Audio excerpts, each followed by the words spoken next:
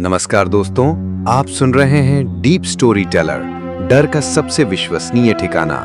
अगर आप ऐसी ही दिल दहला देने वाली सच्ची और काल्पनिक कहानियों का अनुभव लेना चाहते हैं तो चैनल को सब्सक्राइब करें और इस वीडियो को लाइक जरूर करें। आज की कहानी एक ट्रक ड्राइवर की है जिसका नाम है विक्रम सिंह। तो चलिए अब ये खौफनाक कहानी शुरू करते हैं विक्रम की जुबानी। नमस्कार मेरे प्यारे भाइयों, मैं हूं अनुज और आप सुन रहे हैं हॉरर कहानी, वो भी मेरी जुबानी। दोस्तों, आज का हॉरर पॉडकास्ट ट्रक ड्राइवर की है जिनका नाम विक्रम सिंह है। तो चलिए अब ये कहानी विक्रम सिंह जी के नजरिए से सुनते हैं। दोस्तों, मेरा नाम विक्रम सिंह है, पर मेरे संगी साथी, मेरे यार दोस्त मुझे विक्रम कहकर ही बुलाते हैं। मैं राजस्थान के बिलासपुर शहर का रहने वाला एक ट्रक ड्राइवर हूँ। कहने को तो उम्र 50 के पार हो चली है, लेकिन इस शरीर ने अपनी जवानी के 30 साल इन सड़कों पर इन ट्रकों के केबिन में ही गुजारे हैं। ये हाईवे, ये सुनसान रातें और ये पहियों का घूमना, यही मेरी जिंदगी की हकीकत है, यही मेरी रोजी रोटी है। मैंने अपनी इस लंबी ड्राइविंग की जिंदगी में बहुत कुछ देखा है। अच्छे बुरे, सीधे टेढ़े, हर तरह के रास्ते नापे हैं, हर तरह के लोगों से मिला हूँ। पर आज जो मैं आपको बताने जा रहा हूँ ना, वो मेरे किसी आम सफर का किस्सा नहीं है।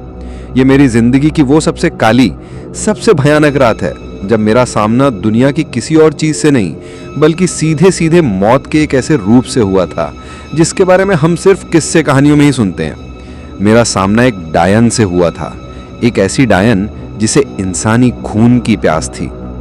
मैं जानता हूं आप में से बहुत से लोग, खासकर आज की नई पीढ़ी के नौजवान, मेरी इन बातों पर हंसेंगे। वो कहेंगे कि यह सब अंधविश्वास है, मन का वहम है।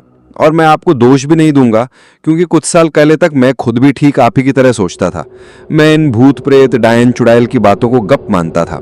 जब भी कोई दूसरा ड्राइवर भाई किसी भूतिया रास्ते का जिक्र करता तो मैं उसकी खिल्ली उड़ाता था। मैं कहता था, अरे यार, सबसे बड़ा भूत तो खाली जेब और घर की जिम्मेदारियां होती हैं जो हमें दिन रात इन सड़कों पर भटकाती हैं। मैं खुद को एक पढ़ा लिखा समझदार इंसान मानता था और मेरे लिए हर चीज के पीछे कोई ना कोई वैज्ञानिक या तार्किक कारण होता था। लेकिन उस एक रात ने मेरे सारे तर्क, मेरे सारे विज्ञान को तोड़ मरोड़ कर उसी हाईवे की धूल में मिला दिया। उस रात ने मुझे घुटनों पर लाकर यह मानने पर मजबूर कर दिया कि इस दुनिया में हमारे जानने और समझने के दायरा से बहुत दूर अंधेरे के कुछ ऐसे भी राज हैं जिनका कोई जवाब, कोई लॉजिक नहीं है। ये बात आज से कोई 5-6 साल पहले की है। उन दिनों घर में पैसों की थोड़ी किल्लत चल रही थी। मेरी बड़ी बेटी सुमन की शादी की बात पक्की हो गई थी। लड़का अच्छा था, एक सरकारी नौकरी में था और उनका परिवार भी शरीफ था। बस जैसा कि हर बाप का सपना होता है, मेरा भी सपना था कि मैं अपनी बेटी की शादी बहुत धूमधाम से करूं, उसे हर वो सामान दूं, हर वो खुशी दूं, ताकि उसे ससुराल में कभी किसी चीज की कमी महसूस ना हो। बस इसी एक सपने को पूरा करने के लिए मैं उस वक्त दिन को दिन और रात को रात नहीं समझ रहा था। मैं बस लंबे लंबे चक्कर लगा रहा था ताकि कुछ ज्यादा पैसे जोड़ सकूं। इसी भागदौड़ में मुझे एक बहुत अच्छा काम मिला। मुझे संगमरमर की भारी भारी सिल्लियों से लदा अपना ट्रक किशनगढ़ की मार्बल मंडी से उठाकर गुजरात के एक छोटे से शहर श्रीनगर तक पहुंचाना था। यह काम मुश्किल था क्योंकि संगमरमर का वजन बहुत ज्यादा होता है और गाड़ी को बहुत ही सावधानी से चलाना पड़ता है। जरा सी चूक से लाखों का नुकसान और जान का खतरा हो सकता है। रास्ता भी बहुत लंबा था और मुझे 2 दिन के अंदर अंदर माल की डिलीवरी देनी थी, जिसका सीधा सीधा मतलब था कि मुझे रात में भी गाड़ी चलानी पड़ेगी। लेकिन इस काम का भाड़ा इतना अच्छा मिल रहा था कि बेटी की शादी के लिए ये मुझे किसी खजाने जैसा लगा। मैंने एक पल भी सोचे बिना हाँ कर दी। मैंने दिन में ही ट्रक में माल लोड करा लिया। एक एक सिल्ली को मजबूत रस्सों और पट्टों से अच्छी तरह से बंधवा दिया ताकि रास्ते में वो हिले डुले नहीं। फिर शाम को मैं घर आया। मेरा प्लान था कि मैं कुछ घंटे आराम करूंगा, खाना खाऊंगा और फिर देर रात अपने सफर के लिए निकलूंगा। जब मैंने घर पर अपनी पत्नी मंजरी को बताया कि मैं कल सुबह नहीं बल्कि आज रात ही गुजरात के लिए निकल रहा हूं, तो वो जो मेरे लिए खाना लगा रही थी, उसके हाथ एक पल के लिए रुक गए। उसके चेहरे पर एक गहरी चिंता की लकीरें उभर आईं। वो मेरे पास आई और बोली, आप कौन से रास्ते से जाएंगे? मैंने कहा, वही अपना जो रोज का रास्ता है, यहाँ से देहरादून, फिर ऋषिकेश होते हुए कोटद्वार और फिर श्रीनगर। वही रास्ता सबसे छोटा और ठीक पड़ता है। यह सुनते ही उसकी आंखों में एक अजीब सा डर ठहर गया, जिसे मैं अच्छी तरह से पहचानता था। उसने मेरा हाथ पकड़ लिया और बहुत ही धीमी आवाज में बोली, नहीं, आप उस रास्ते से रात में सफर नहीं करेंगे। आप दिन दिन में गाड़ी चलाइएगा और शाम होते ही कोटद्वार शहर के अंदर किसी अच्छी चलती फिरती धर्मशाला या होटल में रुक जाइएगा। सुबह होने पर ही वहां से आगे बढ़िएगा, खासकर उस घाट वाले रास्ते से। मुझे उसके बाद थोड़ी अजीब लगी। मैंने कहा, अरे तू क्यों परेशान हो रही है? मैं कोई पहली बार थोड़ी जा रहा हूँ उस रास्ते पर, सालों से वहीं से आना जाना है, आज तक तो कुछ नहीं हुआ। आज तक नहीं हुआ इसका मतलब ये नहीं कि कभी हो नहीं सकता, उसने जिद भरे लहजे में कहा। आप भूल रहे हैं, मेरा ननिहाल उसी इलाके में था। मेरी नानी मुझे बचपन में उस घाट की कहानियां सुनाती थी। वो कहती थी कि वो रास्ता शापित है। शापित? मैं हंस पड़ा। मंजरी, तू भी ना, कहाँ इन पुरानी दकियानूसी बातों में पड़ी है। अब जमाना बदल गया है। जमाना बदल गया है पर कुछ चीजें नहीं बदलती, उसने मुझे टोकते हुए कहा, और इस बार उसकी आवाज में एक अजीब सी गंभीरता थी। वो बताती थी कि उस घाट पर जहां बहुत ज्यादा अंधेरा और सन्नाटा रहता है, वहां एक डायन का वास है। कोई आम भूत प्रेत नहीं, बल्कि एक खून की प्यासी डायन। वो रात में अकेले सफर करने वाले मुसाफिरों को अपना शिकार बनाती है। वो पहले उन पर अपनी माया का जाल फेंकती है, जिससे मुसाफिर को एक अजीब जानलेवा थकान महसूस होने लगती है। उसकी हिम्मत टूटने लगती है, और जब वो बेचारा थक कर किसी सुनसान जगह पर रुक जाता है तो वो उस पर हमला करती है। वो उसका सारा खून पी जाती है और उसके शरीर को वहीं फेंक कर गायब हो जाती है। नानी कहती थी कि उस रास्ते पर आज तक जो भी अकेला मुसाफिर रात में रुका है, या तो उसकी लाश मिली है या फिर वो हमेशा के लिए गायब हो गया है। इसकी ये लंबी चौड़ी कहानी सुनकर मैं अपनी हंसी नहीं रोक पाया। वाह, क्या कहानी है मंजरी, अगर ऐसी कहानियां लिखने लग जाए तो तू बहुत बड़ी लेखिका बन जाएगी। अरे ये सब मन का वहम है और कुछ नहीं। वो मेरी हंसी से थोड़ी नाराज हो गई, बोली, ठीक है, आपको मेरी बात मजाक लग रही है तो लगे, पर मैं आपको एक माँ के तौर पर नहीं बल्कि एक पत्नी के तौर पर हुक्म दे रही हूँ कि आप रात में वहां नहीं रुकेंगे। मैंने उसे बहुत समझाया। अरे मुझे डिलीवरी टाइम पर देनी है, अगर मैं रात में रुक गया तो बहुत लेट हो जाऊंगा, पार्टी का नुकसान होगा। तू फिक्र मत कर, मैं कोई बच्चा नहीं हूं, मैं किसी सुनसान जगह पर नहीं रुकूंगा। वो मेरी जिद के आगे चुप तो हो गई, पर मैं जानता था कि वो अंदर से बहुत बेचैन और डरी हुई थी। रात को जब मैं निकलने के लिए तैयार हुआ और अपने जूते पहन रहा था तो वो मेरे पास आई। उसके हाथ में खाने का एक स्टील का टिफिन था। उसने टिफिन मेरे हाथ में देते हुए कहा, यह रास्ते के लिए खाना बनाया है, किसी ढाबे का गंदा संदा मत खाइएगा। और फिर उसने अपनी साड़ी के पल्लू में बंधी एक छोटी सी लाल कपड़े में लिपटी हुई हनुमान चालीसा की किताब निकाली। उसने वो किताब मेरे हाथ में रखते हुए कहा, और इसे अपनी शर्ट की ऊपर वाली जेब में अपने दिल के पास रख लीजिए। आप माने या ना माने, पर बस मेरे मन की शांति के लिए, मेरी तसल्ली के लिए रख लीजिए। और भगवान के लिए, अगर रास्ते में आपको जरा भी अजीब लगे या बहुत ज्यादा थकान महसूस हो तो रुकिएगा मत, बस चलते जाइएगा। उसकी आंखों में जो डर, जो फिक्र और जो विश्वास था, उसे देखकर इस बार मैं मना नहीं कर पाया। मैंने चुपचाप वो टिफिन और वो हनुमान चालीसा ले ली। मैंने किताब को अपनी जेब में रखा और उसे तसल्ली दी, तो चिंता मत कर, मैं अपना पूरा ध्यान रखूंगा और परसों शाम तक वापस भी आ जाऊंगा। ये कहकर मैं उससे विदा लेकर अपने सफर के लिए निकल पड़ा। रात के करीब 10 बजे मैंने शहर छोड़ दिया था और हाईवे पर अपनी गाड़ी दौड़ा दी थी। पूरा दिन आराम करने की वजह से मैं काफी ताज़ा महसूस कर रहा था। सफर बहुत आराम से कट रहा था, लेकिन जैसे जैसे रात गहराती गई और मैं कोट द्वार की उस बदनाम घाट वाले रास्ते के करीब पहुंचने लगा, मुझे माहौल में एक बदलाव महसूस होने लगा। सड़क बिल्कुल सुनसान हो गई थी, चांद भी बादलों में छिपा हुआ था और ट्रैफिक तो जैसे खत्म ही हो गया था। मीलों तक बस मैं और मेरा ट्रक ही उस अंधेरी सड़क को नाप रहे थे। तभी मुझे अपने शरीर में वो अजीब सा एहसास होना शुरू हुआ, एक बहुत ही गहरी, बहुत ही अप्राकृतिक थकान, ऐसी थकान जिसका कोई कारण नहीं था। ऐसा लग रहा था जैसे मेरे शरीर की सारी ताकत, सारी ऊर्जा को कोई सोख रहा हो। मेरी पलकें किसी ने भारी शीशे की बना दी हो जो बार बार बंद हुए जा रही थीं। मेरे हाथ स्टीयरिंग व्हील के कांपने लगे थे और मेरे दिमाग में एक धुन सी छाने लगी थी। मेरे कानों में मंजरी की आवाज गूंजी, अगर आपको रास्ते में बहुत ज्यादा थकान महसूस हो तो उसे अपनी मामूली थकान मत समझिएगा।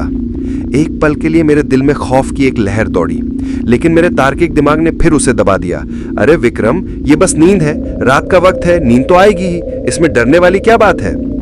लेकिन वो कोई मामूली नींद नहीं थी, वो एक जानलेवा बोझ थी जो मुझे नीचे की तरफ खींच रही थी। मैं जानता था कि अगर मैंने कुछ सेकंड और गाड़ी चलाई तो मैं यहीं स्टीयरिंग व्हील पर सो जाऊंगा और मेरा ट्रक सीधा किसी खाई में होगा। मुझे रुकना ही था, ये मेरी मजबूरी थी। मैंने सोचा कि किसी ठीक ठाक जगह पर ट्रक रोककर बस 5-10 मिनट के लिए अपनी आंखें बंद कर लेता हूँ, शायद उससे ये बोझ हल्का हो जाए। मैं धीरे धीरे ट्रक चलाता हुआ किसी जगह की तलाश करने लगा और तभी मुझे सड़क के किनारे एक खाली सपाट सी जगह दिखाई दी। वहां सड़क थोड़ी चौड़ी थी और उस जगह के पास ही एक बहुत पुराना और विशाल खेजड़ी का पेड़ खड़ा था जो उस अंधेरे में किसी दानव की तरह लग रहा था। मैंने ट्रक को सड़क से उतारकर उस पेड़ से थोड़ी दूरी पर खड़ा कर दिया। इंजन बंद करते ही चारों तरफ जो सन्नाटा पसरा वो किसी कब्रगाह जैसा था। मैंने सोचा कि सोने से पहले कुछ खा लेता हूँ, शायद उससे शरीर में थोड़ी ताकत आए। मैंने मंजरी का दिया हुआ टिफिन खोला। आलू पूरी की महक से मेरा मन थोड़ा ठीक हुआ।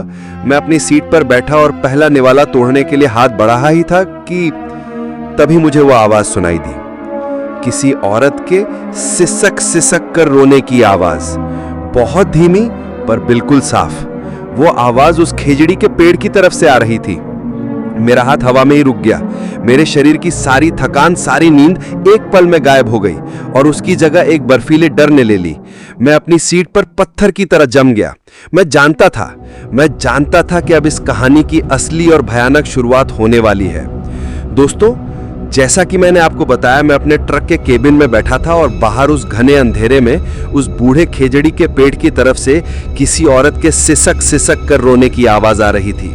मेरे हाथ में खाने का निवाला था, पर वो मेरे गले से नीचे उतरने को तैयार नहीं था। मेरी सारी भूख एक पल में गायब हो चुकी थी और उसकी जगह एक अनजाने बर्फीले डर ने ले ली थी। मेरा दिमाग एक जंग का मैदान बन चुका था। एक तरफ मेरी पत्नी मंजरी की दी हुई चेतावनी थी, उस रास्ते पर मौजूद एक खून की प्यासी डायन की वो भयानक कहानी। मंजरी का एक एक शब्द मेरे कानों में गूंज रहा था। वो पहले अपनी ताकत से मुसाफिर पर एक अजीब सी थकान भेजती है और मेरे साथ ठीक वैसा ही हुआ था। मैं एक ऐसी जानलेवा थकान का शिकार हुआ था जिसका कोई कारण नहीं था, और जब मुसाफिर थक कर कहीं रुक जाता है तो वो उस पर हमला करती है। और मैं भी ठीक उसी तरह थक कर एक सुनसान जगह पर रुका हुआ था। और अब ये रोने की आवाज, क्या ये सब एक के बाद एक होने वाले इत्तेफाक थे या फिर ये किसी बहुत बड़ी और भयानक साजिश का हिस्सा थे? लेकिन फिर मेरे दिल का दूसरा कोना, जो एक इंसान का दिल था, वो मुझे कचोट रहा था। वो कह रहा था, विक्रम सिंह, तू इतना कठोर और डरपोक कैसे हो सकता है? बाहर कोई औरत, कोई माँ, कोई बहन मुसीबत में है, वो रो रही है, उसे मदद की जरूरत है, और तू यहाँ लोहे के इस डिब्बे में छिप कर बैठा है। अगर वो सच में कोई इंसान हुई जिसे डाकुओं ने लूट लिया हो या जिसके साथ कोई हादसा हो गया हो, तो क्या तू खुद को कभी माफ कर पाएगा? मैं इसी कश्मकश में, इसी उधेड़-बुन में फंसा हुआ था। वो रोने की आवाज अब भी लगातार आ रही थी। वो आवाज अब और भी ज्यादा दर्दनाक और बेबस होती जा रही थी। अब मुझे ऐसा लगने लगा था जैसे वो रोते रोते खांस भी रही हो, जैसे उसका गला पूरी तरह से रूंध गया हो। तभी हवा का एक झोंका मेरी ट्रक की तरफ आया और अपने साथ एक ऐसी गंध लेकर आया जिसे सूंघते ही मेरे पेट में एक मरोड़ सी उठी। दोस्तों, वो एक बहुत ही भयानक सड़ी हुई लाश की बदबू थी। ऐसी बदबू जैसे कोई जानवर मरकर कई दिनों से धूप में पड़ा पड़ा सड़ रहा हो। वो गंध इतनी तेज और असहनीय थी कि मैंने एक पल में अपनी नाक पर रुमाल रख लिया। अब मेरा डर और भी पक्का हो गया। ये कोई मामूली बात नहीं है। एक औरत के रोने की आवाज और साथ में एक सड़ी हुई लाश की बदबू। मेरे दिमाग में तरह तरह की भयानक तस्वीरें बनने लगीं। क्या उस औरत के साथ कुछ बहुत बुरा हुआ है? क्या किसी ने उसे मारकर यहाँ फेंक दिया है और ये उसी की आत्मा रो रही है? या फिर जैसा मंजरी कह रही थी, ये कोई डायन है और ये बदबू उसी के किसी शिकार की है? मुझसे और रहा नहीं गया। मैंने फैसला किया कि मैं ऐसे हाथ पर हाथ धरे नहीं बैठ सकता। मुझे पता लगाना ही होगा कि आखिर माजरा क्या है। मैंने सोचा कि मैं नीचे नहीं उतरूंगा। मैं बस अपनी शक्तिशाली टॉर्च से देखकर यह पता लगाने की कोशिश करूंगा कि वो कौन है। मेरे ट्रक में एक बहुत ही बड़ी और लंबी दूरी वाली सर्च लाइट जैसी टॉर्च रखी रहती थी, जिसे हम ड्राइवर भाई रात में कभी गाड़ी खराब होने पर इस्तेमाल करते थे। मैंने वो टॉर्च उठाई। मेरे हाथ बुरी तरह से कांप रहे थे। मैंने गहरी सांस ली और टॉर्च जलाकर उसकी तेज सफेद रोशनी को सामने वाले शीशे से बाहर उस खेजड़ी के पेड़ की तरफ फेंका। पहले तो मुझे कुछ भी नजर नहीं आया, बस वो बूढ़ा पेड़ था जिसकी टहनियां किसी कंकाल की तरह लग रही थी और चारों तरफ सूखी झाड़ियां थीं। मैंने टॉर्च की रोशनी को धीरे धीरे बहुत ही सावधानी से उस जगह पर घुमाया जहां से रोने की आवाज और वो बदबू आ रही थी, और तभी मेरी टॉर्च की रोशनी एक जगह पर जाकर रुक गई। पेड़ के मोटे तने के पास जमीन पर कोई बैठा हुआ था। वो एक औरत थी। उसने अपना सिर अपने घुटनों में छिपा रखा था और उसके कंधे बुरी तरह से हिल रहे थे। वो बहुत ही बुरी तरह से रो रही थी। उसने एक गहरे रंग की फटी हुई सी साड़ी पहनी हुई थी जिस पर धूल और मिट्टी लगी हुई थी। उसके बाल बिखरे हुए थे। उसे देखकर ऐसा लग रहा था जैसे वो किसी बहुत बड़े हादसे या हमले का शिकार हुई हो। उसे उस हालत में देखकर मेरे दिल का सारा डर एक पल में पिघलकर दया और गुस्से में बदल गया। मुझे अपनी सोच पर बहुत शर्म आई। मैं कितना बड़ा कायर हूं। मैं एक बेचारी मुसीबत की मारी औरत को डायन या भूत समझ रहा था। मुझे उस पर और उसे इस हालत में पहुंचाने वाले पर बहुत गुस्सा आया। अब मैं खुद को और नहीं रोक पाया। मैंने फैसला किया कि मैं उसकी मदद करूंगा, चाहे कुछ भी हो जाए। लेकिन फिर भी दिल के किसी कोने में एक हल्का सा डर बाकी था। मैंने सावधानी बरतने का फैसला किया। मैंने ट्रक के टूल बॉक्स से एक भारी भरकम लोहे का पाना रिंच अपने हाथ में ले लिया, बस अपनी सुरक्षा के लिए, और अपनी जेब में रखी हनुमान चालीसा को एक बार छुआ और फिर एक गहरी सांस लेकर मैंने ट्रक का दरवाजा खोला और नीचे उतरा। बाहर हवा में वो सड़ी हुई लाश की बदबू और भी ज्यादा तेज थी। मैं रुमाल से अपनी नाक दबाए हुए धीरे धीरे दबे पांव उस पेड़ की तरफ बढ़ने लगा। मैं उस औरत से कुछ कदमों की दूरी पर ही रुक गया। मैंने जमीन पर टॉर्च की रोशनी डाली ताकि वो मेरी परछाई देखकर डरे नहीं। बहन जी, मैंने बहुत ही धीमी और नम्र आवाज में कहा। मेरी आवाज सुनकर उसने रोना बंद कर दिया। उसने बहुत धीरे से अपना सिर उठाया और मेरी तरफ देखा। मेरी टॉर्च की रोशनी अब उसके चेहरे पर पड़ रही थी। उसका चेहरा आंसुओं और धूल से सना हुआ था। उसकी आंखों में बेबसी और खौफ भरा हुआ था। उसकी उम्र भी कोई ज्यादा नहीं थी। मुश्किल से 30-32 साल की एक साधारण सी बाहों की औरत लग रही थी। आप ठीक तो हैं? यहाँ इस हालत में अकेली क्या कर रही हैं? मैंने पूछा। वो मुझे देखकर और भी ज्यादा डर गई और फिर से रोने लगी। उसने अपनी साड़ी के पल्लू से अपनी आंखें पोंछी और एक टूटी हुई कांपती हुई आवाज में बोली, भाई साहब भाग जाओ यहाँ से, भाग जाओ, वो तुम्हें भी मार डालेंगे। कौन मार डालेगा? मैंने हैरानी से पूछा। क्या हुआ है आपके साथ? आप मुझे बताइए, मैं आपकी पूरी मदद करूंगा। उसने रोते रोते हिचकियां लेते हुए अपनी कहानी बतानी शुरू की। उसने बताया कि वो अपने पति के साथ स्कूटर पर बैठकर अपने मायके जा रही थी। रास्ते में कुछ लुटेरों ने उन्हें रोक लिया। उन्होंने उनके पास जो भी थोड़ा बहुत पैसा और गहने थे सब छीन लिए, और जब उसके पति ने उनका विरोध किया तो उन जालिमों ने उसे चाकुओं से मारकर उसकी लाश को वहीं पास की झाड़ियों में फेंक दिया। मैं किसी तरह अपनी जान बचाकर यहाँ पेड़ के पीछे छिप गई। वो रोते हुए बोली। वो कह रहे थे कि वो वापस आएंगे। भाग जाओ भाई साहब, वरना वो तुम्हें भी नहीं छोड़ेंगे। उसकी कहानी सुनकर मेरा खून खौल उठा और मेरे रोंगटे खड़े हो गए। अब मुझे समझ आया कि ये लाश की बदबू कहाँ से आ रही थी और ये बेचारी औरत किस सदमे से गुजर रही थी। मेरा सारा शक, सारा डर अब खत्म हो चुका था। मेरे दिल में अब बस उस औरत के लिए दया और उन दरिंदों के लिए नफरत भरी हुई थी। मैंने कहा, बहन जी, आप बिल्कुल चिंता मत कीजिए, आप डरिए मत। मैं आपको यहाँ अकेला छोड़कर कहीं नहीं जाऊंगा। आप मेरे ट्रक में आके बैठ जाइए। मैं आपको यहाँ से किसी महफूज जगह सीधा पुलिस स्टेशन लेकर चलूंगा। उन दरिंदों को उनकी सजा जरूर मिलेगी। मेरी बात सुनकर उसने एक उम्मीद भरी मासूम नजर से मेरी तरफ देखा। सच में भाई साहब, आप मेरी मदद करेंगे? हाँ बहन जी, इसमें पूछने वाली क्या बात है? ये तो मेरा धर्म है, मेरा फर्ज है, मैंने कहा। मैंने उसे सहारा देकर उठाने के लिए अपना हाथ आगे बढ़ाया। वो मेरी मदद से खड़ी हुई और दोस्तों, जैसे ही उसके ठंडे कांपते हुए हाथ ने मेरे हाथ को छुआ, एक बहुत ही अजीब, एक बहुत ही अप्राकृतिक बर्फीली ठंडक की लहर मेरे पूरे शरीर में दौड़ गई। उसका हाथ किसी जिंदा इंसान का हाथ नहीं लग रहा था। वो बिल्कुल बर्फ की तरह, किसी लाश की तरह ठंडा था। मैं एक पल के लिए ठिठक गया। मेरे दिमाग में खतरे की घंटी फिर से बजने लगी। ये इतनी ठंडी कैसे हो सकती है? एक जिंदा इंसान का शरीर इतना ठंडा नहीं हो सकता। मैंने घबराकर मैच उसके चेहरे की तरफ देखा। वो अब भी मेरी तरफ उन्हीं मासूम डरी हुई नजरों से देख रही थी। मैंने एक बार फिर अपने शक को झटक दिया। मैंने सोचा बेचारी डर के मारे और रात भर बाहर रहने की वजह से ठंडी पड़ गई होगी। इसमें अजीब क्या है? चलिए, मैंने कहा और उसे सहारा देकर अपने ट्रक की तरफ ले जाने लगा। वो मेरे साथ धीरे धीरे लंगड़ाते हुए चल रही थी। हम ट्रक के पास पहुंचे। मैंने पैसेंजर साइड का दरवाजा खोला और उसे अंदर बैठने में मदद की। जैसे ही वो कैबिन में बैठी, वो सड़ी हुई लाश की भयानक बदबू जो बाहर हवा में थी, अब जैसे मेरे कैबिन के अंदर ही बस गई। वो बहुत ही तेज और असहनीय थी। मैंने दरवाजा बंद किया और घूमकर अपनी ड्राइवर सीट पर आकर बैठा। मैंने ट्रक स्टार्ट करने से पहले उसे तसल्ली देने के लिए और पानी पूछने के लिए उसकी तरफ मुड़कर देखा। मैंने उसे तसल्ली देने के लिए अपना मुंह खोला ही था कि मेरे शब्द मेरे गले में ही अटक गए। कैबिन के अंदर जो हल्की पीली लाइट जल रही थी, उस रोशनी में मैंने उसका चेहरा ध्यान से देखा। उसकी आंखों में अब वो डर या बेबसी नहीं थी। उसकी आंखों में एक अजीब सी ठंडी और क्रूर चमक थी और उसके होठों पर, जो कुछ देर पहले तक रोने की वजह से कांप रहे थे, अब एक बहुत ही हल्की सी, बहुत ही रहस्यमयी और खौफनाक मुस्कान थी। मैं जहां था वहीं पत्थर जैसा बन गया। मैं समझ गया, मैं एक बहुत बड़ी, एक बहुत ही भयानक गलती कर चुका था। मैंने किसी बेचारी औरत को नहीं, बल्कि उस डायन को खुद अपने हाथों से अपने ट्रक के अंदर बिठा लिया था और अब मैंने खुद को उसके साथ अंदर लॉक कर लिया था। दोस्तों, जैसा कि मैंने बताया, मैं अपनी जिंदगी की सबसे बड़ी और शायद आखिरी गलती कर चुका था। मैंने उस डायन को, जो एक बेचारी मुसीबत की मारी औरत का नकाब ओढ़े हुए थी, खुद अपने हाथों से अपने ट्रक कैबिन में बिठा लिया था। और जैसे ही मैंने दरवाजा अंदर से लॉक किया, मुझे एहसास हुआ कि मैंने खुद को और अपनी मौत को एक छोटे से टीन के डिब्बे में बंद कर लिया है। कैबिन के अंदर जो हल्की पीली लाइट जल रही थी, उस रोशनी में मैंने उसका बदलता हुआ चेहरा देखा था। उसकी आंखों में अब वो डर या बेबसी नहीं, बल्कि एक ठंडी, क्रूर और विजयी चमक थी।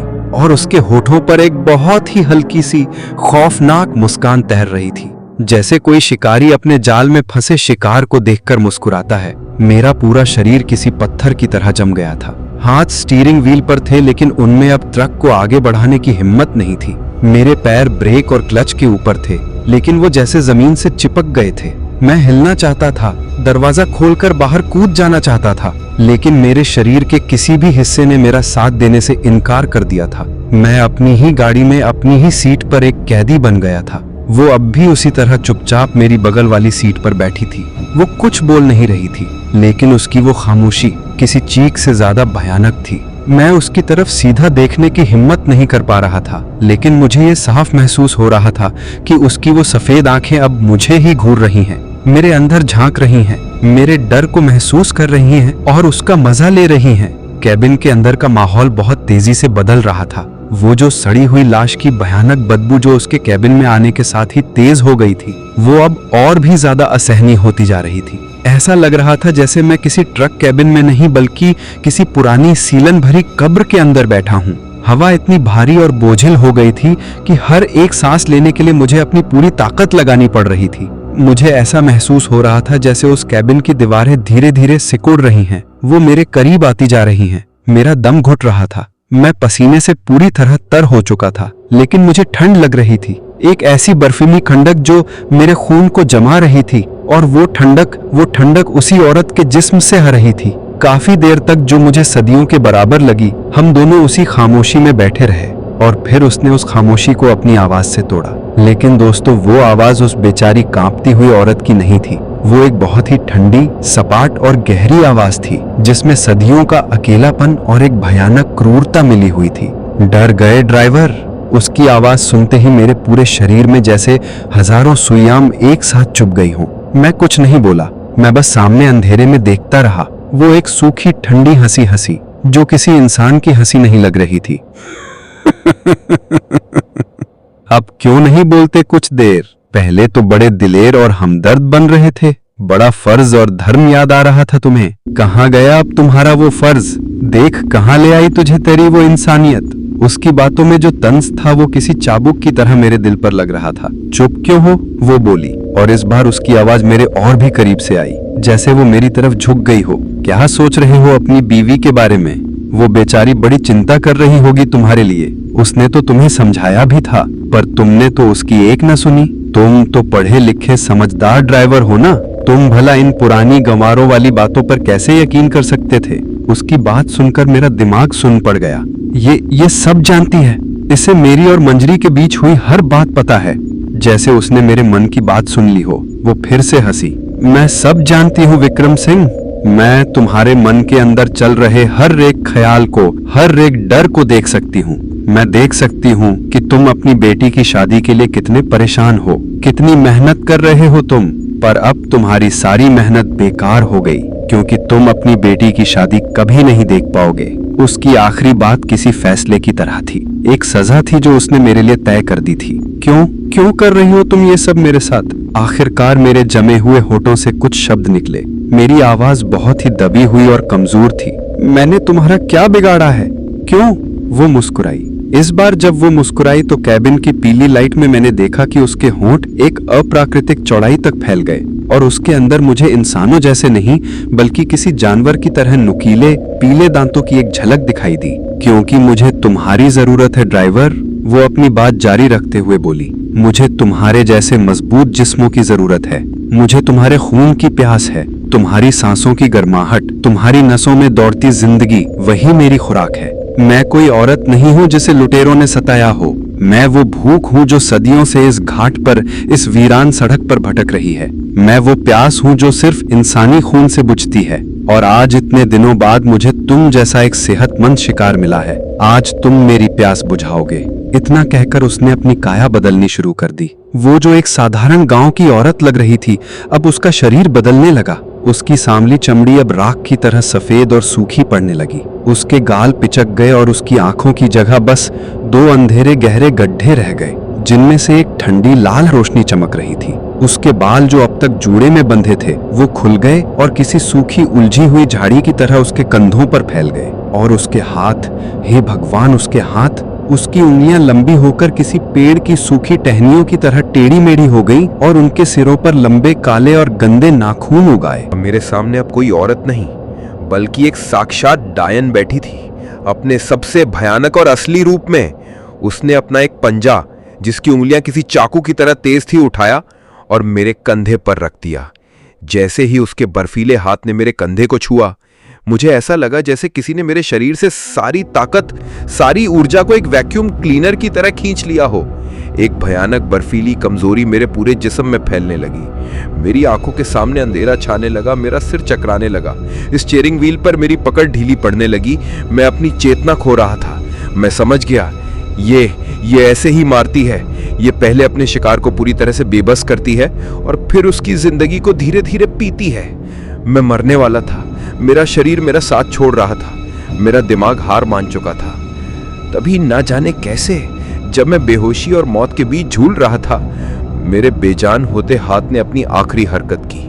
मेरा हाथ सीधा मेरी शर्ट की ऊपर वाली जेब पर गया, जहां मंजरी की दी हुई वो हनुमान चालीसा की किताब रखी थी। मेरी उंगलियों ने उस छोटी सी किताब के सख्त लाल कपड़े वाले गत्ते को छुआ और दोस्तों, जैसे ही मेरी उंगलियों ने उस पवित्र किताब को छुआ, मेरे बेजान शरीर में जैसे बिजली का झटका लगा। मेरी बंद होती हुई आंखें एक पल के लिए पूरी खुल गई। मेरे अंदर कहीं बहुत गहरे एक बहुत ही कमजोर सी आवाज आई, लड़ विक्रम, हिम्मत मत हार। वो डायन शायद ये देखकर हैरान रह गई। उसने देखा कि मैं अब भी लड़ने की कोशिश कर रहा हूं। उसका भयानक चेहरा गुस्से से और भी ज्यादा विकृत हो गया। उसने अपना दूसरा पंजा उठाया, मुझे पूरी तरह से खत्म करने के लिए। लेकिन इस बार मैं तैयार था। मैंने अपनी बची खुची सारी ताकत को अपनी उस एक हाथ में समेटा और एक झटके में उस हनुमान चालीसा की किताब को अपनी जेब से बाहर निकाल लिया। जैसे ही वो लाल कपड़े में लिपटी हुई किताब कैबिन की हवा में आई, उस डायन ने एक ऐसी दर्दनाक और खौफनाक चीख मारी जैसे उसे किसी ने आग लगा दी हो। नहीं! वो एक झटके में अपनी सीट पर पीछे की तरफ हट गई और अपने दोनों पंजों से अपनी आंखों को ढक लिया, जैसे उस छोटी सी किताब से निकलती कोई अंधे की रोशनी उसकी आंखों को जला रही हो। दोस्तों, जैसा कि मैंने आपको बताया था, मेरी जिंदगी और मौत के बीच बस वो एक छोटी सी लाल कपड़े में लिपटी हनुमान चालीसा की किताब आ गई थी। जैसे ही मैंने उसे अपनी जेब से निकालकर उस भयानक डायन के सामने किया, वो एक घायल जानवर की तरह चीख मारकर पीछे हट गई थी। उसके चेहरे पर जो अब तक क्रूरता और जीत का भाव था, उसकी जगह अब हैरानी, गुस्सा और एक ऐसे खौफ ने ले ली थी जिसे वो खुद दूसरों को दिया करती थी।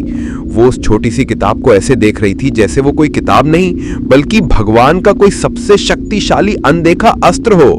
मैं अपनी ड्राइवर सीट पर बैठा हाँफ रहा था। मेरा शरीर अब भी डर से कांप रहा था, लेकिन मेरे दिल में जो अब तक लाचारी से भरा हुआ था, वहां अब एक बहुत ही छोटी सी, बहुत ही कमजोर सी उम्मीद की चिंगारी जलने लगी थी। मैं समझ गया था कि यह किताब ही मेरा एकमात्र हथियार है, मेरा एकमात्र कवच है। वो डायन जो कुछ देर पहले तक मुझे अपनी ताकत से दबा रही थी, अब वो खुद मेरे हाथ में रखी इस छोटी सी चीज से डर रही थी। वो अपनी पैसेंजर सीट के कोने में दुबकी हुई किसी घायल सांपिन की तरह फुफकार रही थी। वो अपनी उन सफेद बिना पुतलियों वाली आंखों से कभी मुझे देखती और कभी मेरे हाथ में रखी उस किताब को। मुझे साफ दिख रहा था कि उस किताब से एक बहुत ही हल्का, लगभग ना दिखने वाला तेज निकल रहा था और वो तेज उस डायन को असहनीय पीड़ा दे रहा था। कैबिन के अंदर फैली वो सड़ी हुई लाश की बदबू अब धीरे धीरे कम हो रही थी और उस पवित्र किताब से आती कागज और भक्ति की एक बहुत ही पुरानी, बहुत ही पवित्र सी सुगंध उस बदबू पर हावी हो रही थी। ये क्या है तेरे पास? वो अपनी उस फटी हुई कर्कश आवाज में गुर्राई। उसकी आवाज में अब वो पहले वाला आत्मविश्वास नहीं था, बल्कि एक तरह की झुंझलाहट और बेचैनी थी। मैं डर के मारे कुछ बोल नहीं पाया। मेरे मुंह से बस हनुमान चालीसा जैसे टूटे फूटे शब्द ही निकल पाए। फेंक दे इसे, वो जोर से चीखी और उसकी चीख के साथ कैबिन की लाइट एक बार फिर से जोर जोर से जलने बुझने लगी। मैं कहती हूँ फेंक दे इसे ड्राइवर, वरना मैं तुझे ऐसी दर्दनाक मौत दूंगी कि तेरी रूह भी आने वाली 7 पीढ़ियों तक कांपती रहेगी। उसकी धमकी सुनकर मैं और भी ज्यादा डर गया, लेकिन मैंने उस किताब पर अपनी पकड़ और भी मजबूत कर ली। मुझे नहीं पता था कि इसका इस्तेमाल कैसे करना है, क्या इसे उसे छूना होगा या इसे बस अपने पास रखना ही काफी है। मैं पूरी तरह से उलझन में था। मैं इसी सोच में था कि तभी मेरे दिमाग में एक ख्याल आया, एक ऐसा ख्याल जो शायद भगवान ने ही मेरे मन में डाला था। ये किताब, इसकी असली ताकत इसके कागज में नहीं, इसके अंदर लिखे हुए शब्दों में है। इसकी ताकत उन शब्दों को पढ़ने में है, उन्हें अपनी आत्मा में महसूस करने में है। मुझे इसे सिर्फ पकड़ना नहीं है, मुझे इसे चलाना है। बाहर वो डायन अब और भी ज्यादा बेचैन हो रही थी। वो समझ गई थी कि मैं उसकी धमकी से डर नहीं रहा हूं। वो अब कैबिन के अंदर ही एक कोने से दूसरे कोने तक चक्कर काटने लगी, जैसे कोई पिंजरे में बंद जानवर हो जो बाहर निकलने का रास्ता ढूंढ रहा हो। वो बार बार मेरी तरफ झपटने की कोशिश करती, लेकिन जैसे ही वो मेरे करीब आती, मेरे हाथ में रखी किताब से जैसे कोई अंधे की आग की दीवार बन जाती और वो उससे टकराकर एक दर्द भरी चीख के साथ पीछे हट जाती। मैंने एक गहरी कांपती हुई सांस ली। मैंने अपनी पूरी जिंदगी की श्रद्धा, अपने माँ बाप के दिए हुए संस्कार और अपनी पत्नी मंजरी के उस अटूट विश्वास को याद किया और फिर मैंने उस किताब को खोला और अपनी कांपती करकड़ाती हुई आवाज में मैंने हनुमान चालीसा का पाठ करना शुरू कर दिया। श्री गुरु चरण सरोज रज निज मन मुकुर सुधारे। मेरी आवाज बहुत ही धीमी थी। डर के मारे मेरे होंठ भी ठीक से नहीं खुल रहे थे और शब्द मेरे गले में ही फंसकर रह जा रहे थे। लेकिन जैसे ही मेरे मुंह से ये पहले पवित्र शब्द निकले, उस डायन ने अपने दोनों हाथों से अपने कान बंद कर लिए और एक ऐसी भयानक चीख मारी जैसे किसी ने उसके कानों में पिघला हुआ सीसा डाल दिया हो। नहीं! उसकी ये हालत देखकर मेरे अंदर थोड़ी और हिम्मत आई। मुझे यकीन हो गया कि मैं सही रास्ते पर हूं। मैंने अपनी आवाज को थोड़ा और ऊंचा किया और अगली चौपाई पढ़ी, इस बार थोड़ा और ज्यादा आत्मविश्वास के साथ। बुद्धिहीन तनु जान के सुमिरो पवन कुमार, बल बुद्धि विद्या देहूं मोहि हरहूं कलेश विकार। अब कैबिन के अंदर का माहौल बहुत तेजी से बदल रहा था। हर एक शब्द के साथ कैबिन के अंदर की वो पवित्र सुगंध और भी तेज होती जा रही थी। ऐसा लग रहा था जैसे मैं किसी ट्रक के कैबिन में नहीं, बल्कि किसी मंदिर के गर्भगृह में बैठा हूं। और बाहर वो डायन अब दर्द से तड़प रही थी। वो जमीन पर लौट रही थी और बार बार अपने सिर को पीट रही थी। चुप हो जा कमीने, बंद कर ये सब, वो चीख रही थी। मैं तुझे छोड़ दूंगी, मैं तुझे जाने दूंगी, बस ये सब पढ़ना बंद कर दे। वो मुझसे सौदा करने की कोशिश कर रही थी, लेकिन मैं जानता था अगर मैं रुका तो मैं मारा जाऊंगा। ये उसकी एक और चाल थी। मैंने अपनी आवाज को और भी बुलंद किया। अब मैं डर से नहीं बल्कि एक अजीब सी शक्ति और विश्वास के साथ पढ़ रहा था। मेरी आवाज अब इस छोटे से कैबिन में किसी मंदिर के घंटे की तरह गूंज रही थी। जय हनुमान ज्ञान गुण सागर, जय कपीशितिहु लोक उजागर, रामदूत अतुलित बल धामा, अंजनी पुत्र पवन सुत नामा। मैं जैसे जैसे पाठ करता जा रहा था, मुझे ऐसा महसूस हो रहा था जैसे मेरा शरीर और मेरी आवाज दोनों ही मेरी अपनी नहीं है। ऐसा लग रहा था जैसे कोई दिव्य शक्ति मेरे अंदर बैठकर मेरे मुंह से ये शब्द बुलवा रही हो। मेरी आवाज में अब कोई डर नहीं था, कोई कंपन नहीं थी, उसमें बस एक दृढ़ता थी, एक शक्ति थी। और मेरी आवाज का हर एक शब्द, हर एक चौपाई उस डायन के लिए किसी कोड़े की तरह काम कर रही थी। उसका भयानक शरीर अब अस्थिर होने लगा था। वो कभी अपने असली रूप में दिखती तो कभी एक काले धुएं में बदलने लगती। वो दर्द से चीखती, चिल्लाती और मुझे रोकने के लिए, मेरा ध्यान भटकाने के लिए अपनी आखिरी चालें चलने लगी। उसने अपनी आवाज बदली और मेरी माँ की आवाज में रोते हुए बोलने लगी, विक्रम बेटा रुक जा, देख मुझे कितनी तकलीफ हो रही है, तू अपनी माँ को सताएगा। एक पल के लिए मेरा दिल पसीजा, लेकिन मैंने अपनी आंखें नहीं खोली। मैं जानता था ये वही छलावा है। फिर वो मेरे पिता की आवाज में गुर्राई, नालायक बंद कर ये सब, तुझे शर्म नहीं आती, अपने बाप की आवाज नहीं पहचानता। लेकिन मुझ पर अब उसकी किसी चाल का कोई असर नहीं हो रहा था। मैं अपनी आंखें बंद किए पूरी श्रद्धा के साथ बस पाठ करता जा रहा था। मेरा पूरा ध्यान बस उन पवित्र शब्दों की शक्ति पर था। सूक्ष्म रूप धरि सही दिखावा, बिकट रूप धरि लंक जरावा, जब मैंने ये चौपाई पढ़ी तो मैंने अपनी बंद आंखों के बावजूद महसूस किया कि कैबिन के अंदर की रोशनी और भी ज्यादा बढ़ गई है। एक बहुत ही तेज सुनहरी आभा जैसे मेरे चारों तरफ फैल गई हो, और उस आभा में उस डायन का शरीर किसी मोम की मूर्ति की तरह पिघलने लगा। वो चीख रही थी, तड़प रही थी, मुझे जाने दे, मैं चली जाऊंगी, मैं हमेशा के लिए चली जाऊंगी, मैं फिर कभी इस रास्ते पर नहीं आऊंगी, मुझे छोड़ दे। वो गिड़गिड़ा रही थी, वो भीख मांग रही थी, लेकिन मैं नहीं रुका। मैं जानता था कि अगर मैंने उसे आज जाने दिया तो वो कल किसी और निर्दोष मुसाफिर को अपना शिकार बनाएगी। आज इस कहानी का, इस पाप का अंत होना ही था। मैंने पाठ जारी रखा और अब मैं उन सबसे शक्तिशाली चौपाइयों पर पहुंच गया था जिनका मुझे इंतजार था। भूत पिशाच निकट नहीं आवे, महावीर जब नाम सुनावे।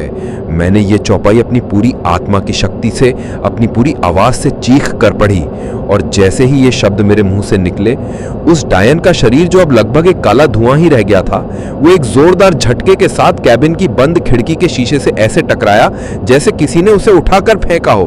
कड़ाक की आवाज के साथ पैसेंजर साइड वाली खिड़की का शीशा टूट गया और वो काला धुआं उस टूटे हुए शीशे से होकर बाहर अंधेरी रात में निकल गया। केबिन एक पल में खाली हो गया। वो भयानक बदबू, वो ठंडक, वो दबाव, सब कुछ खत्म हो गया। केबिन में अब बस वो पवित्र सुगंध और एक अजीब सी गहरी शांति थी। मैंने पाठ रोक दिया। मैं बुरी तरह से हाँफ रहा था। मुझे लगा कि वो चली गई। मैं जीत गया। मैंने धीरे धीरे अपनी आंखें खोली।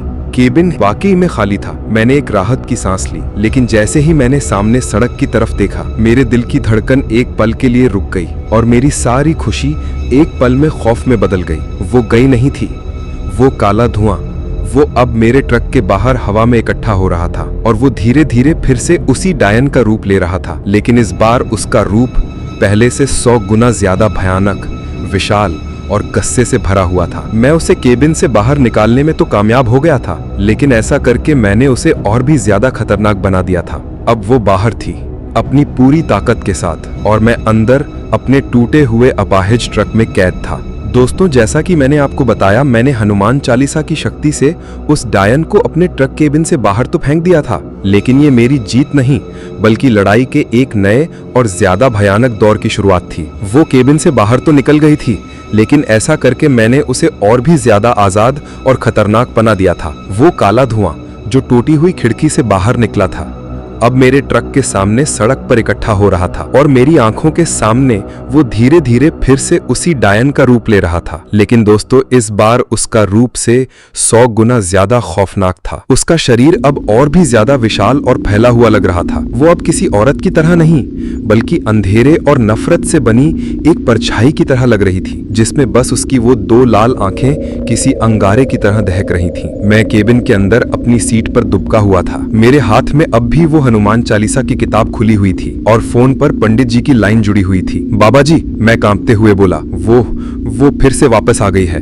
वो बाहर खड़ी है, घबराओ मत बेटा। पंडित जी की आवाज में एक अटूट शांति थी। मैंने कहा था ना, लड़ाई अभी खत्म नहीं हुई है, पर अब वो पहले की तरह तुम पर हमला नहीं कर पाएगी। तुम्हारे पाठ ने तुम्हारे ट्रक के चारों ओर एक ऐसा सुरक्षा घेरा बना दिया है जिसे वो अपवित्र शक्ति आसानी से पार नहीं कर सकती। बस एक बात का ध्यान रखना, तुम्हारे मुंह से पाठ एक पल के लिए भी रुकना नहीं चाहिए। तुम्हारी आवाज में जब तक हनुमान जी का नाम गूंजता रहेगा, तुम सुरक्षित रहोगे। पंडित जी की बात सच थी। वो डायन जो अब तक गुस्से से भरी हुई थी, अब वो मेरे ट्रक की तरफ बढ़ने में झिझक रही थी। वो ट्रक के चारों ओर चक्कर तो लगा रही थी, लेकिन एक निश्चित दूरी बनाए हुए थी। ऐसा लग रहा था जैसे वो उस अनदेखे सुरक्षा कवच को महसूस कर सकती है और उसे छूने से डर रही है। ये देखकर मेरे अंदर थोड़ी हिम्मत आई। मैंने अपनी आवाज को और बुलंद किया और पाठ जारी रखा, लेकिन वो डायन भी हार मानने वालों में से नहीं थी। जब उसने देखा कि वो अंदर नहीं आ सकती, तो उसने मेरे ट्रक को, मेरे उस लोहे के किले को ही बाहर से तोड़ना शुरू कर दिया। पहले तो उसने अपनी भयानक कर्कश आवाज में चीखना चिल्लाना शुरू कर दिया। वो ऐसी ऐसी गंदी गालियां दे रही थी, ऐसे ऐसे श्राप दे रही थी कि किसी भी आम इंसान का दिल दहल जाए। वो मुझे उकसा रही थी, मुझे गुस्सा दिलाने की कोशिश कर रही थी ताकि मेरा ध्यान पाठ से हटे और उसका कवच टूट जाए। लेकिन पंडित जी मुझे फोन पर लगातार समझा रहे थे, बेटा उसकी बातों पर ध्यान मत दो, ये उसकी चाल है, तुम बस प्रभु का नाम लो। जब उसने देखा कि उसकी बातों का मेरे ऊपर कोई असर नहीं हो रहा है, तो उसने सीधा हमला करना शुरू कर दिया। उसने जमीन से बड़े बड़े पत्थर उठाए और मेरे ट्रक पर फेंकने शुरू कर दिए। धड़ाम खट की आवाजों से मेरा पूरा ट्रक कांप रहा था। एक पत्थर आकर मेरी बची खुची हेडलाइट पर लगा और वो भी टूट गई। अब बाहर घना अंधेरा था, बस चांद की रोशनी थी। फिर उसने पास के उस बूढ़े खेजड़ी के पेड़ की एक बहुत बड़ी और मोटी टहनी को ऐसे तोड़ लिया जैसे कोई किसी फूल को तोड़ता है, और वो उस भारी भरकम टहनी से मेरे ट्रक की छत पर और बॉडी पर किसी पागल की तरह वार करने लगी। हर वार के साथ मेरे ट्रक की बॉडी पिचक रही थी। अंदर केबिन में बैठा हुआ मैं बुरी तरह से हिल रहा था। मुझे ऐसा लग रहा था जैसे मैं किसी टिन के डिब्बे में बंद हूँ और बाहर से कोई दानव उस डिब्बे को हथौड़े से पीट रहा है। मैं जोर जोर से चीख चीख कर हनुमान चालीसा का पाठ कर रहा था। मेरी आवाज डर और थकान से फट रही थी। मेरा गला पूरी तरह से सूख चुका था, लेकिन मैं रुका नहीं। मैं जानता था कि अगर मेरी आवाज रुकी तो मेरी सांसें भी रुक जाएंगी। लंका सिकोट समुद्र से खाई, तसि पवन सुत बार न लाई। मैं पूरी ताकत से गा रहा था। उसने देखा कि इस तरह से भी मैं नहीं डर रहा, तो उसने मेरे ट्रक को पूरी तरह से अपाहिज करने का फैसला किया। वो एक परछाई की तरह मेरे ट्रक के चारों टायरों के पास गई, जो पहले ही पंचर हो चुका था। उसने अपने नुकीले पंजों से उस फटे हुए टायर के टुकड़े टुकड़े कर दिए और फिर बाकी के तीनों टायरों को भी एक एक करके फाड़ दिया। की आवाज के साथ मेरे ट्रक की बची खुची हवा भी निकल गई और मेरा ट्रक अब पूरी तरह से अपनी धुरी पर बैठ गया। वो अब एक ट्रक नहीं बल्कि लोहे का एक बेजान ढेर था। वो डायन अब फिर से मेरे ट्रक के सामने आकर खड़ी हो गई और जोर जोर से हंसने लगी। अब कहाँ जाएगा ड्राइवर? अब तो तेरी ये लोहे की सवारी भी किसी काम की नहीं रही। कब तक बैठेगा इसके अंदर? सुबह होने में अभी भी कई घंटे हैं और तब तक मैं इस डिब्बे को तेरी कब्र बना दूंगी। उसकी बात सुनकर मेरा दिल बैठ गया। वो सही कह रही थी। मैं इस टूटते हुए ट्रक में कब तक सुरक्षित था? मेरी हिम्मत अब सच में जवाब दे रही थी। बाबा जी, मैं फोन पर लगभग रोते हुए बोला, अब मैं क्या करूं? ट्रक पूरी तरह से बेकार हो चुका है। वो इसे तोड़ देगी। मैं और नहीं लड़ पाऊंगा। नहीं बेटा, हिम्मत नहीं हारनी। पंडित जी की आवाज में एक दृढ़ता थी। यही तो वो चाहती है कि तुम हार मान लो। लेकिन तुम सही कह रहे हो। वो ट्रक अब तुम्हारा किला नहीं रहा, वो अब तुम्हारा पिंजरा बन चुका है। अगर तुम उसी में बैठे रहे तो सुबह होने से पहले ही वो उसे तोड़कर तुम तक पहुंच जाएगी। तुम्हें वहां से निकलना होगा। पर कहां बाबा जी? मैंने लाचारी से पूछा। कैसे? बाहर तो वो मौत बनकर खड़ी है। मैं जैसे ही बाहर निकलूंगा वो मुझे एक पल में खत्म कर देगी। नहीं करेगी, पंडित जी ने कहा। अगर तुम वही करोगे जो मैं कहता हूँ। वो तुमसे इसलिए नहीं डर रही कि तुम ट्रक के अंदर हो, वो तुमसे इसलिए डर रही है कि तुम्हारे मुंह से, तुम्हारी आत्मा से हनुमान जी का नाम निकल रहा है। तुम्हारी आवाज ही तुम्हारा असली कवच है। तुम्हें इसी कवच को पहनकर यहाँ से भागना होगा। भागना होगा? मैं उनकी बात पर यकीन नहीं कर पाया। ये तो आत्महत्या करने जैसा था। हाँ बेटा, भागना होगा। उस मंदिर की तरफ दौड़ कर आना होगा जहाँ मैं हूँ, गढ़ कुंडार के हनुमान मंदिर की तरफ। पंडित जी की आवाज में एक आदेश था। पर बाबा जी, वो तो यहाँ से बहुत दूर होगा और मुझे रास्ता भी नहीं पता। और वो मेरा पीछा नहीं करेगी क्या? वो पीछा जरूर करेगी बेटा। वो तुम्हें रोकने की हर मुमकिन कोशिश करेगी, लेकिन तुम्हें रुकना नहीं है। और रास्ते की चिंता मत करो, मैं फोन पर तुम्हारे साथ हूँ। मैं तुम्हें रास्ता बताता रहूंगा, हर एक मोड़, हर एक कदम पर। बस तुम्हें एक काम करना है, दौड़ते हुए एक पल के लिए भी हनुमान चालीसा का पाठ बंद मत करना। अपनी आवाज को अपनी ढाल बना लो और अपनी हिम्मत को अपना हथियार। बोलो, क्या तुम ये कर सकते हो? क्या तुम अपनी जिंदगी के लिए, अपने परिवार के लिए ये आखिरी दौड़ लगा सकते हो? पंडित जी की बातों ने मेरे अंदर एक अजीब सी, एक पागलपन भरी आग जला दी। मैं जानता था कि ये एक ऐसा जुआ है जिसमें हारने का मतलब मौत है, लेकिन यहाँ बैठकर मरना भी तो निश्चित ही था। इससे अच्छा था कि लड़ते हुए, भागते हुए मरा जाए। मैंने बाहर उस डायन की तरफ देखा। वो अब मेरे ट्रक की छत पर चढ़ने की कोशिश कर रही थी। लोहे के चरमराने की आवाज आ रही थी। मैंने एक आखिरी गहरी सांस ली। मैंने फोन को अपने कान और कंधे के बीच में और मजबूती से फंसाया। मैंने हनुमान चालीसा की किताब को कसकर अपने एक हाथ में पकड़ा और फिर मैंने पंडित जी से कहा, हाँ बाबा जी, मैं तैयार हूँ। मैंने अपनी जिंदगी का सबसे बड़ा और सबसे खतरनाक और शायद सबसे मूर्खतापूर्ण फैसला ले लिया था। मैं अपने ट्रक के उस लोहे के किले को, अपने उस आखिरी शरण को छोड़कर उस शैतान के इलाके में पैदल उतरने वाला था। दोस्तों, जैसा कि मैंने आपको बताया, मैंने अपनी जिंदगी का सबसे बड़ा, सबसे खतरनाक और शायद सबसे मूर्खतापूर्ण फैसला ले लिया था। मैं अपने ट्रक के उस लोहे के किले को, अपनी उस आखिरी शरण को छोड़कर उस शैतान के इलाके में पैदल उतरने वाला था। मेरे हाथ में हनुमान चालीसा की वो छोटी सी किताब थी और मेरे कान पर लगे फोन में पंडित राम भरोसे जी की आवाज मेरा एकमात्र सहारा थी। दरवाजा खोलो बेटा, पंडित जी ने कहा, और जैसे ही बाहर निकलो पूरब की दिशा में दौड़ना शुरू कर देना। पीछे मुड़कर एक पल के लिए भी मत देखना, चाहे कुछ भी हो जाए।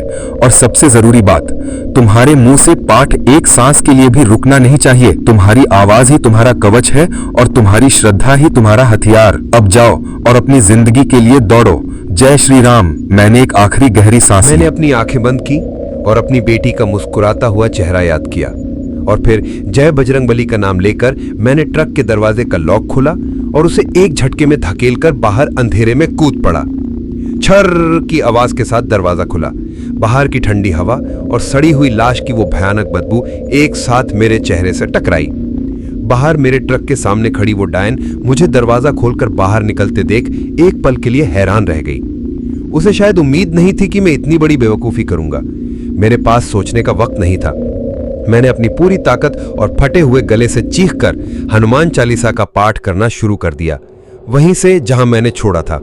संकट ते हनुमान छुड़ावे मन कामना, और इन शब्दों को अपनी ढाल बनाकर मैं पंडित जी के कहे अनुसार पूरब की दिशा में उस घने अंधेरे जंगल की तरफ दौड़ने लगा।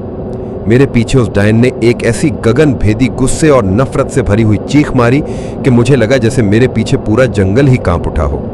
मैं जानता था वो अब मेरा पीछा करेगी, और उसने किया। मैं उस अनजान जंगल में पागलों की तरह भाग रहा था। मेरे पैर कांटों, पत्थरों और न जाने किन किन चीजों से कट रहे थे। खून निकल रहा था, लेकिन मुझे उस वक्त किसी दर्द का कोई एहसास नहीं हो रहा था। मेरा पूरा ध्यान बस दो चीजों पर था, अपनी दौड़ने की रफ्तार बनाए रखना और अपने मुंह से हनुमान चालीसा का पाठ रोकने न देना। सब पर राम तपस्वी राजा, तिनके काज सकल तुम साझा। मैं हाफ रहा था। मेरी सांसें किसी धौंकने की तरह चल रही थी, लेकिन मैं जोर जोर से गाकर पाठ कर रहा था। फोन पर पंडित जी लगातार मेरा हौसला बढ़ा रहे थे और मुझे रास्ता बता रहे थे। शाबाश बेटा, रुकना नहीं, वो तुम्हारे पीछे है, लेकिन तुम्हारी आवाज ने तुम्हारे चारों ओर एक ऐसा घेरा बना दिया है जिसे वो छू नहीं सकती। बस दौड़ते रहो। अब आगे एक पुराना सूखा नाला आएगा, उसे छलांग मारकर पार करना है, रुकना मत। मुझे अपने पीछे उसके दौड़ने की कोई आवाज तो नहीं आ रही थी, लेकिन मुझे उसकी मौजूदगी का पूरा एहसास था। वो कोई आम इंसान नहीं थी जो थक जाती, वो एक शैतानी हवा थी। कभी मुझे ऐसा लगता जैसे वो एक काली परछाई की तरह पेड़ों के बीच से मेरे साथ साथ तैर रही है। कभी मुझे अपने ठीक बगल में उसकी वो बर्फीली ठंडक महसूस होती। वो बार बार मेरे बहुत करीब आती और जैसे ही वो मुझे छूने की कोशिश करती, मेरे मुंह से निकले हनुमान चालीसा के शब्द किसी आग के गोले की तरह उससे टकराते और वो एक हल्की सी चीख के साथ पीछे हट जाती। ये एक अजीब सी, एक भयानक दौड़ थी। मैं अपनी जिंदगी के लिए दौड़ रहा था और वो मेरी जिंदगी लेने के लिए।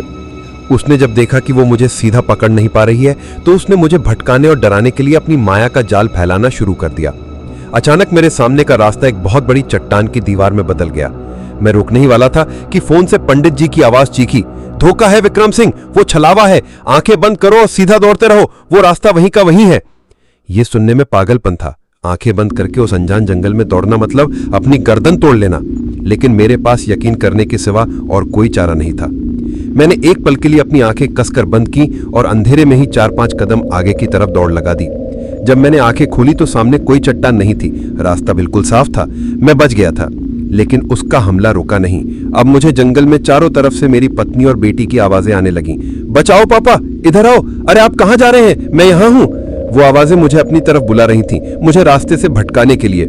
एक पल के लिए मेरा दिल इतना ज्यादा बेचैन हो गया कि मैं रुककर उन आवाजों की तरफ जाने ही वाला था। नहीं बेटा, ये सब धोखा है, बस मेरी आवाज सुनो, किसी और की नहीं।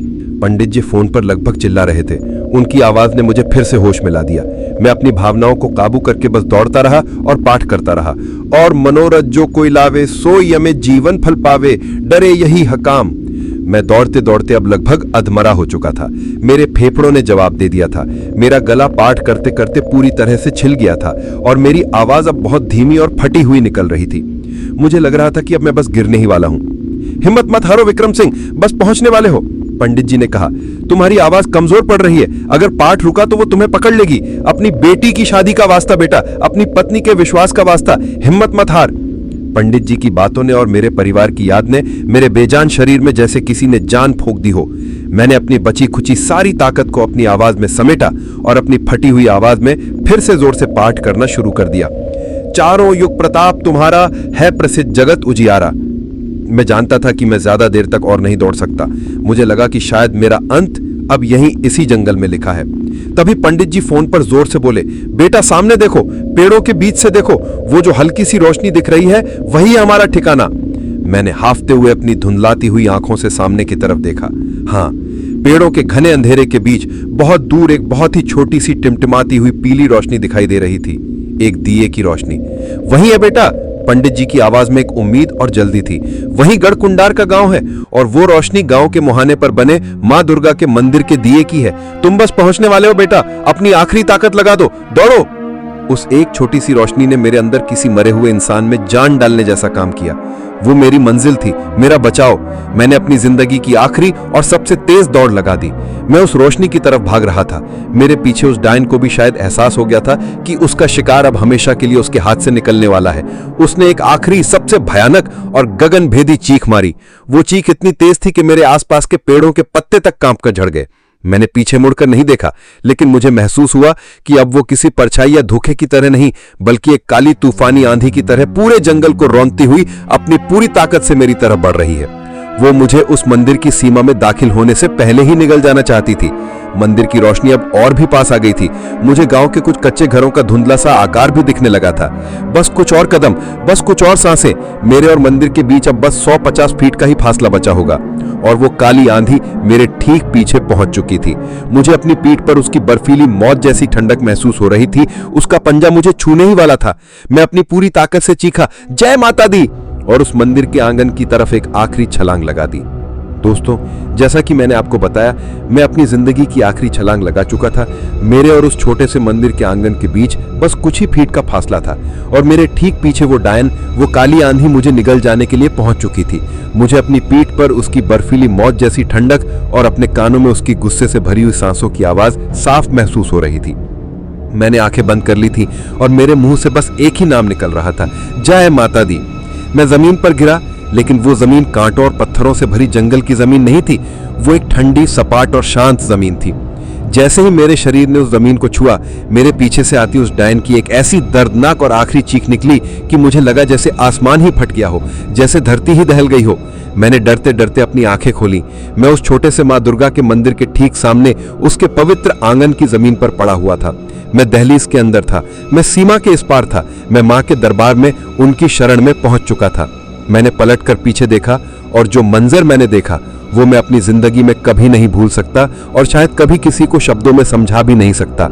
वो जो काली आंधी का भयानक बवंडर मेरे ट्रक को चीरता हुआ मेरी तरफ आ रहा था, वो मंदिर की उस अनदेखी सीमा से ऐसे टकराया जैसे पानी की कोई तेज सुनामी किसी मजबूत अनदेखे पहाड़ से टकराती है। और उस टकराव के साथ ही उस छोटे से शांत दिखने वाले मंदिर के अंदर से किसी शेर की दहाड़ की एक बहुत ही शक्तिशाली और गूंजती हुई आवाज निकली। वो आवाज किसी जानवर की नहीं थी, वो एक दिव्य, एक अलौकिक दहाड़ थी, मां दुर्गा के सिंह की दहाड़। उस एक दहाड़ के साथ ही मंदिर के अंदर जल रहा वो छोटा सा दिया एक पल के लिए भपका और उसमें से एक तेज सिंदूरी और सुनहरे रंग का मिला जुला प्रकाश निकला, जिसने एक तेज लहर की तरह उस पूरी जगह को अपनी आगोश में ले लिया। वो दिव्य प्रकाश और वो सिंह की दहाड़ दोनों एक साथ उस काली आंधी से जा टकराए और फिर जो हुआ वो विनाश का नहीं बल्कि शुद्धि का मंजर था। वो काली आंधी उस दैवी प्रकाश से टकराते ही छिन्न भिन्न होने लगी। वो डायन जो अब तक इतनी शक्तिशाली थी, वो उस प्रकाश के सामने एक पल भी नहीं टिक पाई। वो दर्द से चीख रही थी, लेकिन उसकी चीख अब उस सिंह की दहाड़ में दब कर रह गई थी। उसका काला अपवित्र वजूद उस सिंदूरी रोशनी में ऐसे जल रहा था जैसे अंधेरा सूरज की पहली किरण के सामने झुट कर राख हो जाता है। उसका शरीर पिघल रहा था, धुएं में बदल रहा था और वो धुआं भी उसी दिव्य प्रकाश में विलीन होता जा रहा था। उसने एक आखिरी बार अपना वो भयानक विकृत चेहरा हवा में उठाया और मुझे ऐसा लगा जैसे उसकी उन लाल नफरत भरी आंखों में एक पल के लिए डर, हैरानी और शायद हार का भाव था। और फिर एक आखिरी दबी हुई चीख के साथ वो हमेशा हमेशा के लिए उस रोशनी में समा गई। सब कुछ शांत हो गया। शेर की वो दहाड़ बंद हो चुकी थी। वो सिंदूरी प्रकाश वापस उस दिए की लौ में समा गया था। बाहर अब सिर्फ पूनम के चांद की शांत रोशनी थी और हवा में अब सड़ी हुई लाश की नहीं बल्कि धीमी धीमी पवित्र धूप और हवन की खुशबू फैली हुई थी। मैं विक्रम सिंह जिंदा था। मेरी हिम्मत, मेरा शरीर, मेरी आत्मा सबने एक साथ जवाब दे दिया। मैं उस आंगन में ही बेहोश होकर गिर पड़ा। मेरे हाथ से वो हनुमान चालीसा की किताब छूटकर मेरे सीने पर आ गिरी थी। मुझे नहीं पता कि मैं कितनी देर तक बेहोश रहा। जब मेरी आंखें खुली तो मैंने खुद को एक साफ सुथरी चारपाई पर पाया। मेरे ऊपर एक मोटा पुराना कंबल डला हुआ था। मैं किसी ट्रक केबिन में नहीं बल्कि एक छोटे से शांत कमरे के अंदर था। कमरे की दीवारों पर मां दुर्गा की और हनुमान जी की तस्वीरें लगी थीं और हवा में धीमी धीमी धूप की खुशबू फैली हुई थी। मैं उठने की कोशिश की, लेकिन मेरे पूरे शरीर में हर एक जोड़ में एक भयानक दर्द हो रहा था, जैसे मुझे किसी ने बहुत पीटा हो। उठो मत बेटा, अभी तुम्हारा शरीर बहुत कमजोर है, आराम करो। एक शांत और बूढ़ी आवाज मेरे कानों में पड़ी। मैंने देखा चारपाई के पास ही जमीन पर एक आसन बिछाए एक बुजुर्ग सफेद दाढ़ी और जटाओं वाले पंडित जी बैठे हुए थे। उनके चेहरे पर एक अजीब सतेज और आंखों में बहुत गहरी शांति थी। वो पंडित राम भरोसे थे। मैं उठकर उनके पैरों में गिरने ही वाला था कि उन्होंने मुझे हाथ के इशारे से रोक दिया। ये सब उस माँ की कृपा है बेटा, वो मुस्कुराकर बोले। हम तो बस उनके दरबार के सेवक हैं। मैंने रोते हुए कांपते उन्हें सब कुछ बताया। वो पूरी बात बहुत शांति से सुनते रहे, जैसे वो ये सब पहले से ही जानते हों। जब मैंने अपनी बात खत्म की तो उन्होंने कहा, बेटा तुम बहुत बहादुर हो, लेकिन तुम्हारी बहादुरी से भी ज्यादा ताकतवर तुम्हारी पत्नी की आस्था और उसका विश्वास था।